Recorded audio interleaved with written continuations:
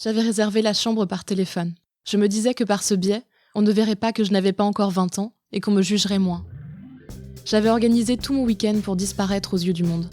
J'avais juste cette chambre, de 14h le vendredi à samedi 10h. L'hôtel était situé près de la gare, dans le quartier des prostituées et des sex shops. La chambre n'était pas chère, mais ce n'était pas la raison pour laquelle j'avais choisi cet hôtel. J'aimais sa devanture désuète, fonctionnelle et pourtant empreinte d'histoire. Ici, on ne s'embarrassait pas d'un abonnement au câble, ni même de toilettes dans la chambre. Parce que je n'avais croisé personne, en déposant mon sac dans l'après-midi, j'ai eu le sentiment d'avoir l'hôtel à moi, à nous. C'est bien ce lieu-là où j'avais décidé de donner rendez-vous à un amour du lycée. Je voulais tourner la page. Je voulais une rencontre dont on se souviendrait. Du sexe qui sortirait de l'ordinaire, loin des chambres d'étudiants ou des maisons de nos parents. En prenant cette chambre, j'avais décidé d'être une héroïne et j'inscrivais notre histoire dans le domaine de la fiction. Je voulais faire honneur à notre passion. Alors j'avais choisi cet hôtel ancien, lourd des souvenirs des précédents voyages et des couples de passage. J'ai monté les escaliers moquettés jusqu'à la chambre. J'ai ouvert la porte en bois avec la grosse clé. À ce moment-là, j'étais la femme de Barbe Bleue. J'ai jeté mon sac sur le couvre-lit, regardé autour. Dans cette chambre, une petite fenêtre de toit éclairait en journée un espace fonctionnel. Des toilettes sur le palier, mais une baignoire douche à pied avec des tuyaux en cuivre. Des poutres en bois donnaient un cachet certain. Il faisait chaud, je me souviens. J'avais donné rendez-vous 2 heures plus tard, espérant avoir le temps de prendre une douche et de me préparer psychologiquement. Je suis redescendue pour acheter une bouteille de vodka. Dans la chambre, avant de prendre une douche, je me suis trouvée indécente d'être nue. J'ai eu quelques instants l'impression de sentir la présence de ceux et celles qui avaient été nus dans cette pièce précédemment. J'ai eu le sentiment qu'ils me voyaient, comme les autres occupants des chambres voisines pouvaient entendre chacun de mes déplacements sur le parquet grinçant. Je me voulais protéger et je me suis sentie à découvert. Mais j'ai décidé d'assumer. J'ai attendu longtemps. Je me suis allongée sur le lit dans la robe que j'avais choisie pour l'occasion. J'ai tendu l'oreille pour entendre le pas de celui que j'attendais dans l'escalier. Mon cœur a fait un bond quand il a frappé à la porte. Lieu du sexe. Lieu du sexe. Lieu du sexe. Lieu du sexe.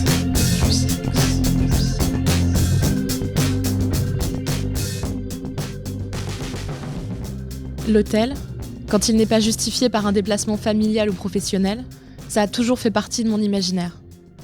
Adolescente, je me souviens avoir vu 100 fois le film Une liaison pornographique de Frédéric Fontaine, dans lequel un homme et une femme se retrouvent uniquement pour le sexe dans un lieu neutre, un hôtel donc.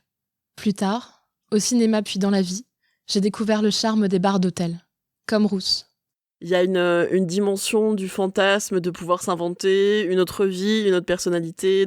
Ça c'est une toile blanche, une chambre d'hôtel, ne serait-ce que parce que les draps sont blancs, parce que tu découvres un nouvel univers à chaque fois, les meubles sont pas pareils, l'odeur est différente et que ça permet de projeter des fantasmes que tu aurais pas forcément envie de réaliser dans un environnement que tu connais trop et dans lequel tu vas vivre après. Là, c'est vrai que c'est posé dans un endroit neutre et c'est pas, tu as pas à le porter et je crois que quand tu quittes l'hôtel, tu quittes aussi ce qui s'est passé dedans ou la surcharge érotique qu'il y avait dans ce moment-là. C'est pour ça que j'aime bien les hôtels pour ce côté pause et hors du temps. J'aime bien jouer le jeu. Faire des scénarios avec ces histoires-là de possibilités de se rencontrer, de se retrouver au bar de l'hôtel, même si on s'est posé dans la chambre avant, et de pouvoir jouer un jeu de séduction en simili-public dans un bar d'hôtel, même avec mon partenaire habituel, c'est quelque chose que j'aime faire parce que, voilà, encore une fois, l'hôtel, c'est un lieu à la fois préservé, clos, où on peut jouer avec ses fantasmes sans crainte, ce qui est pas forcément le cas quand on fait du sexe en extérieur, où il y a quand même une dimension légale qui est difficile, qui peut être, des choses qui peuvent être répréhensibles. Alors que là, dans un hôtel, il y a pas ça, et donc, du coup, je peux jouer à, tiens, on s'est rencontrés dans le hall de l'hôtel et on fait semblant, ou dans le bar de l'hôtel et on fait semblant de pas se connaître et de partir ensemble directement dans la chambre après avoir pris un verre, quoi. Je crois que tous les hôtels, ça marche. Après, c'est vrai que plus c'est confortable, mieux c'est. Et c'est vrai que je profite souvent des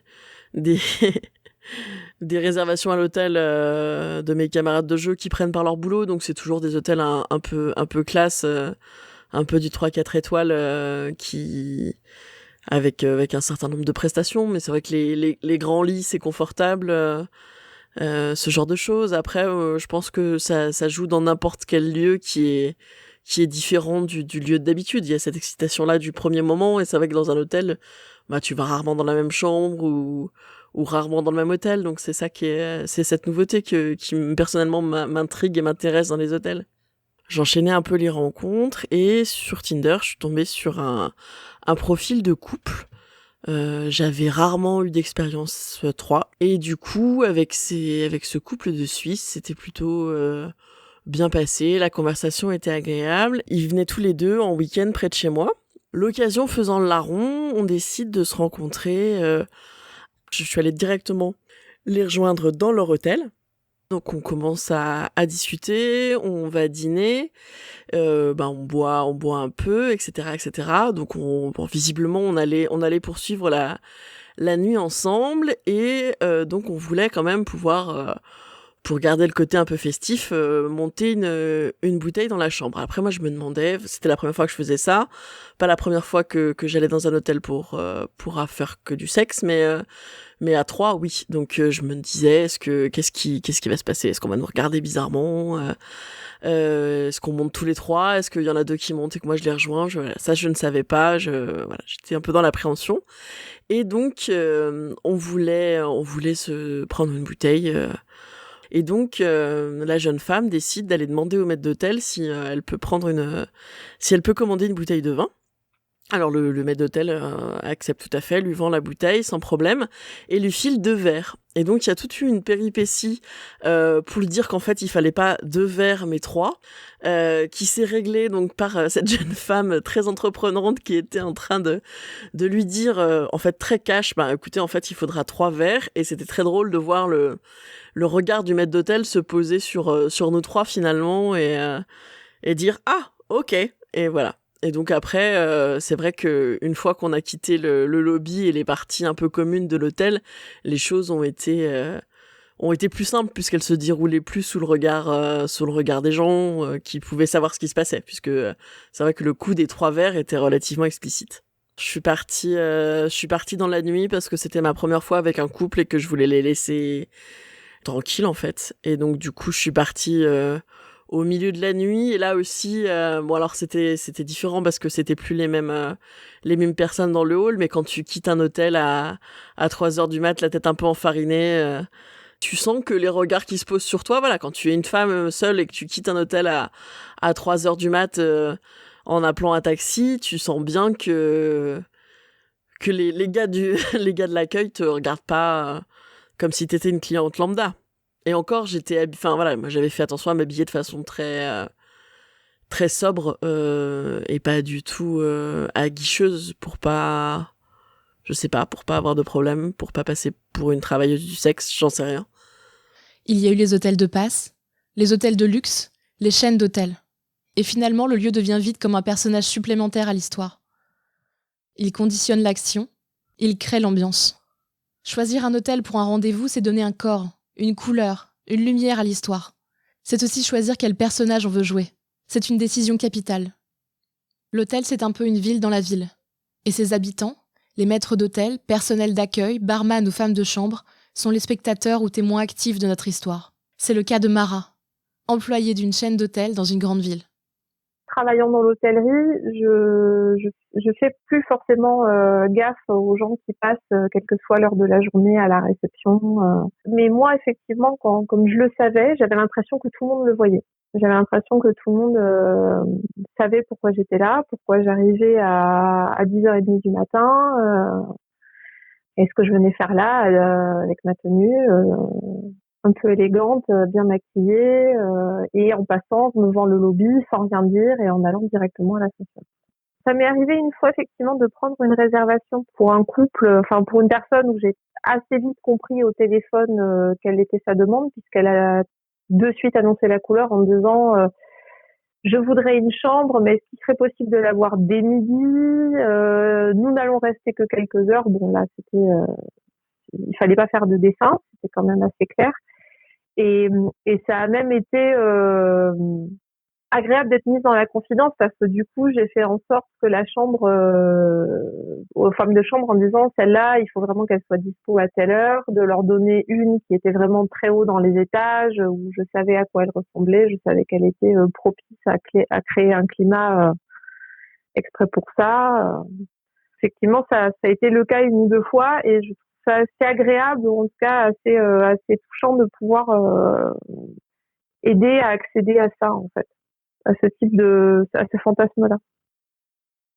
Si vous dites clairement, voilà, moi la chambre je la paierai quoi qu'il arrive, mais par contre j'en veux une qui soit dispo dès telle heure et on la libérera à telle heure, je pense qu'il vaut mieux le dire. Alors tous les réceptionnistes ne sont pas forcément toujours open avec ça, mais la plupart du temps quand c'est assumé, ça passera toujours mieux, voire même des fois le prix peut être négociable.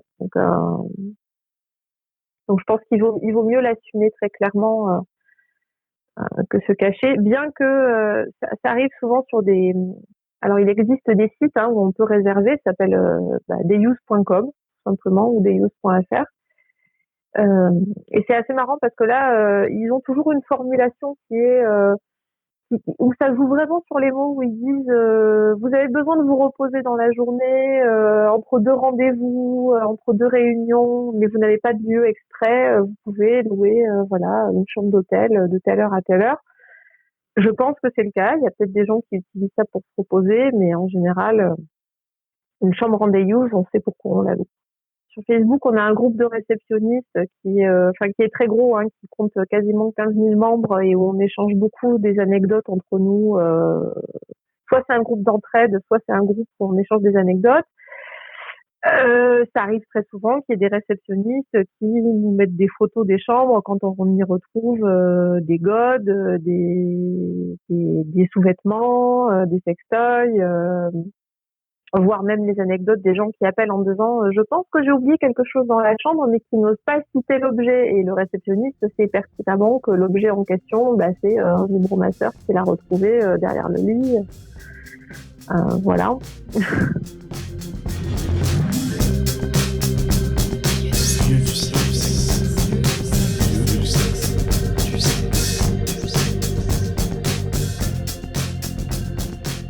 Si en France, l'hôtel pour le sexe est un luxe, au Japon, il est aussi une nécessité.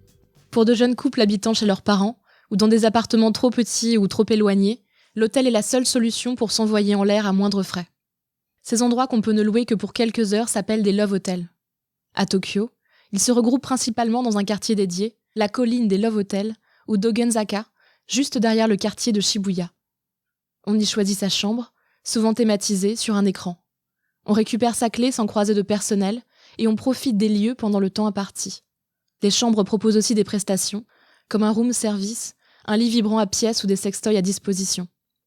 Dans ce roman Love and Pop, Ryu Murakami raconte la découverte du Love Hotel par une jeune lycéenne, Hiromi.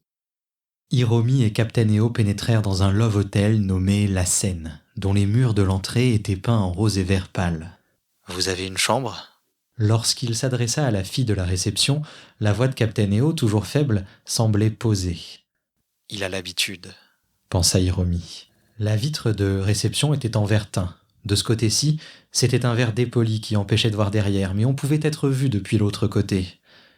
Il y avait une ouverture en demi-cercle, d'environ 30 cm à la base du verre, pour permettre d'échanger de l'argent contre une clé. « Choisissez d'abord votre chambre. Les chambres libres sont celles dont la photo est allumée sur le tableau lumineux. » Le panneau représentait l'intérieur des 15 chambres. Seules 3 photos étaient encore allumées. Ces 3 chambres étaient à peu près les mêmes. On apercevait un grand lit, un canapé et une table basse qui paraissaient ridiculement petits. Elles étaient également au même prix, 7 900 yens pour 2 heures, 9 500 yens pour la nuit. À Paris, un hôtel a choisi de proposer le même type de service. Situé rue Saint-Denis, près du populaire quartier des Halles, le Love Hotel propose à sa clientèle des chambres thématiques sur des sujets aussi variés que Anjou-Démon, Donjon SM, Château des Glaces ou encore Candyland Kawaii à partir de 25 € de l'heure. Été 2019, pendant la canicule, Pour coller à l'atmosphère poisseuse, je me suis attribué la suite infernale. L'hôtel est placé en face de la boutique Paris Sexy. Sextoy, lingerie et projection vidéo. Et avant de rentrer, je regarde passer les Parisiens en short, en pause déjeuner. À l'entrée, 2 femmes font la réclame pour un supplément massage. Je refuse, mais elles insistent. Vous êtes sûr que vous voulez pas un massage? Allez, on va vous embêter un peu.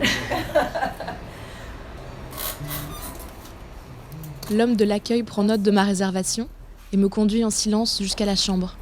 Pour y accéder, nous traversons les allées de la boutique de l'hôtel. Des milliers de DVD pornographiques sont rangés là. Ascenseur, 2e étage. Et puis des couloirs sombres, des pièces ouvertes, vides, fantomatiques. Un distributeur de snacks et de boissons chaudes à l'angle d'un couloir. La chambre enfin. Sol et murs recouverts d'un sticker rouge enflammé où figurent des citations de la Bible. Des squelettes exhibent leurs sourires édentés en dessous du panneau « Prostitution interdite ». On n'entend rien, à part le murmure de la climatisation et les pas lointains des clients de la boutique. La chambre est petite. Le lit est plastifié et recouvert d'un drap de coton. Une grande télévision diffuse des pornos. Bizarrement, le drame 38 témoins de Lucas Belvaux côtoie des dizaines de films pornographiques, de la parodie d'Avengers à 41 ans, marié et infidèle, produit par Dorcel. On peut écouter Beethoven aussi.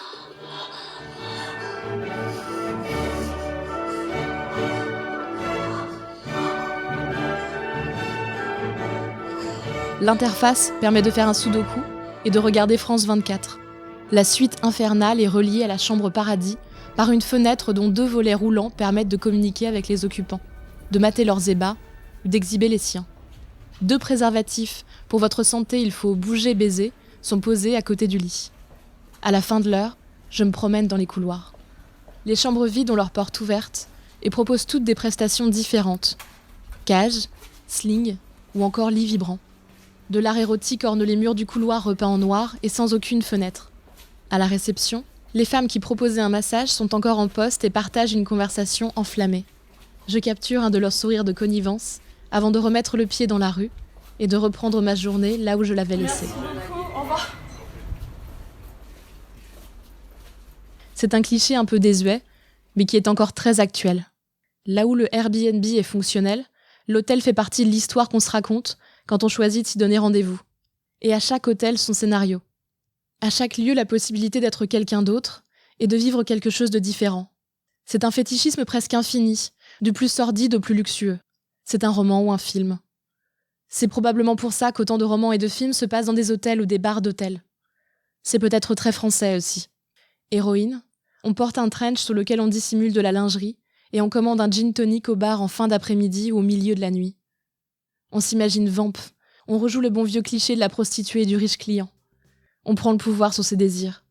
L'hôtel a ceci de bon qu'il est neutre, que la chambre est nettoyée et anonymisée à chaque passage. La page est blanche. C'est peut-être pour cette raison, pour cette liberté-là, que des amants choisissent encore aussi largement l'hôtel pour abriter leurs ébats.